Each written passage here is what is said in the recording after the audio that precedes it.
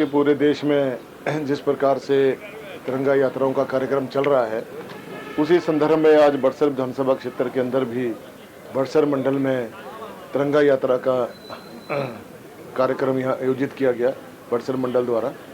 और इसी कड़ी में शाम को 4 बजे बिजड़ी में भी ढटवाड़ मंडल का जो है एक कार्यक्रम आयोजित किया जा रहा है।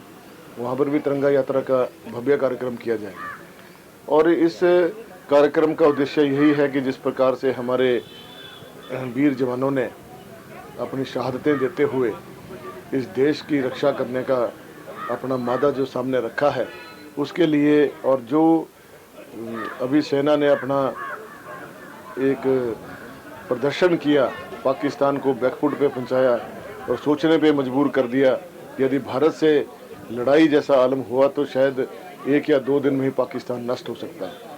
तो जिस प्रकार से जो स्वदेशी हमारी ब्रह्मोस जो मिसाइल थी, उसने जो एक पाकिस्तान के जो मंसूबे थे उसके ऊपर पानी फेरा और उसके 11 जो एयर बेस थे उनको ध्वस्त कर दिया। 9 जो हैं पाकिस्तानियों के द्वारा संचालित आतंकवादियों के ठिकानों को नष्ट किया। उससे पाकिस्तान विचलित हो गया और उसमें बड़े बड़े जो कमांडर हैं, उनके परिवार, जो लश्कर तोयबा के जो कमांडर थे, उनका पूरे परिवार के 14 सदस्य मारे गए। और वो उनके अंदर आज सनसनी फैली हुई है कि जिस प्रकार से मोदी जी ने देश का नेतृत्व करते हुए सेना को जो है अख्तियार दिए और सेना को भारत में ही निर्मित औजार दिए, उससे निश्चित रूप से भारतीय सेना का मनोबल बहुत बड़ा है। और आज अमेरिका जैसे देश को भी सोचने पे मजबूर होना पड़ गया है कि भारत से टक्कर लेना कोई आसान बात नहीं है, क्योंकि जिस प्रकार से हमारे स्वदेशी जो सशस्त्र हैं उनके द्वारा जो हमले हुए हैं, उनसे पूरा विश्व ही चकाचौंध हुआ है और उनको घबराहट भी पैदा हो गई है कि आने वाले समय में भारत के जो बढ़ते कदम हैं उनको रोका नहीं जा सकता है।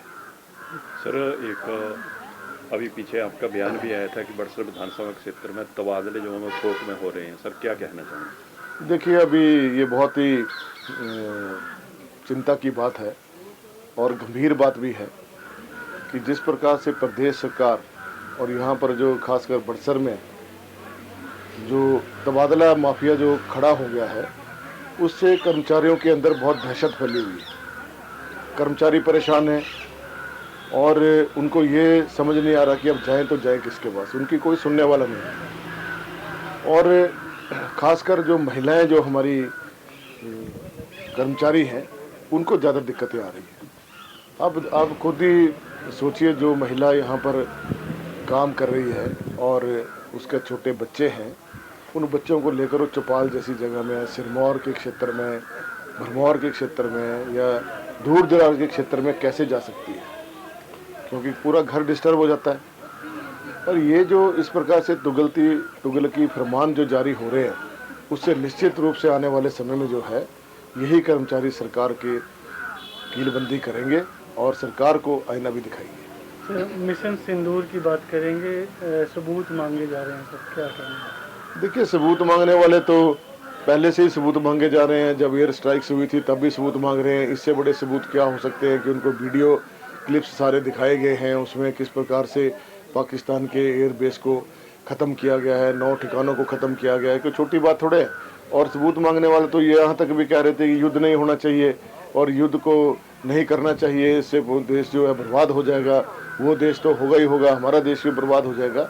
लेकिन मैं उनको ये कहना चाहता हूँ कि ये युद्ध थोड़े था, ये तो एक सबक सिखाने के लिए पाकिस्तान को थोड़ा सा ट्रेलर था कि वो अपनी हदों में रहे। और कई बार वो सीज़ फायर को तोड़ चुका है। और मोदी जी ने जिस प्रकार से कहा है कि ये स्थगित नहीं हुआ है, युद्ध कोई ख़त्म नहीं हुआ है, इसको थोड़े समय के लिए स्थगित किया है, ताकि अगर पाकिस्तान ने फिर अपने नापाक इरादों को भारत की तरफ उठाने का प्रयास किया तो भारत चुप नहीं बैठेगा और पाकिस्तान का नामो निशान जो है इस मानचित्र से मिटा देगा। तो ये सारी बातें, और ख़ासकर जो हमारी महिला सेना की जो अधिकारी हैं, जिन्होंने बहुत ही साहस के साथ जहाँ अपनी वीर गति को प्राप्त हुई है, और उसके साथ ही जो हमारी जो सेना की जो महिलाएं थी एयर स्ट्राइक्स में, उन्होंने एक बहुत ही बड़ा वायुसेना की जो हमारी महिलाएं थी, जिन्होंने महिला शक्ति का एक अपना अनूठा जो है रूप सब पूरे विश्व के सामने दिखाया है, उससे निश्चित रूप से पूरे भारतवासियों को जो है उनके प्रति नमन से उनका अपना सबका सर उनके आगे झुकाते हैं कि उन्होंने देश की रक्षा के लिए पाकिस्तान को चने चबाए।